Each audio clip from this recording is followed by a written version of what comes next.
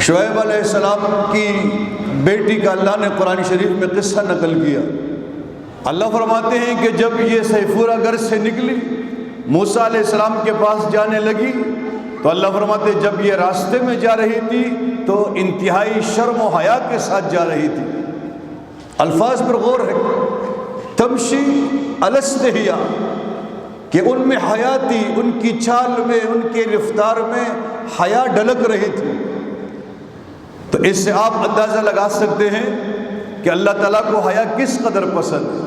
اللہ اگر یہ فرماتے فجاءت احداہما تمشی تو بات ختم ہو جائے، لیکن اللہ فرماتے فجاءت احداہما تمشی علی استحیاء، وہ جب راستے میں جا رہی تھی تو انتہائی حیا کے ساتھ جا رہی تھی، اس کی چال میں حیا تھی، اس کی رفتار میں حیا تھی۔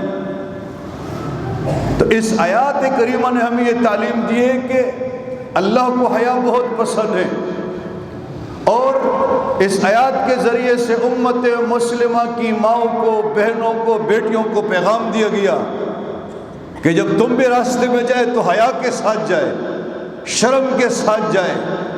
کوئی تم سے یہ اندازہ نہ لگائے کہ یہ چال بے شرمی کی ہے اور بے حیائی کی ہے۔ میں بالفاظ دیگر یہ کہہ سکتا ہوں کہ اللہ نے شعیب علیہ السلام کی بیٹی کو عزت دی، ان کا تذکرہ کر کے ان کو عزت سے نوازا۔ جیسے 8 فروری 2022 کو مسکان نے جب حجاب کا تحفظ کیا اور حیا کا مظاہرہ کیا، حجاب اترنے نہیں دیا، 40-50 ہندو اس کو مجبور کر رہے تھے کہ وہ حجاب اتارے، بے حیائی کا مظاہرہ کرے، لیکن غیرت مند اور جرت مند بیٹی نے حجاب اترنے نہیں دیا۔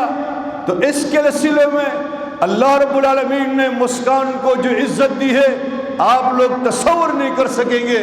مسلمان تو مسلمان، کروڑوں مسلمانوں نے اسے خراج تحسین پیش کیا، بلکہ کافروں نے بھی اس کو سراہا کہ یہ بڑی بہادر بیٹی تھی اور اس نے شرم و حیا کا خیال رکھا۔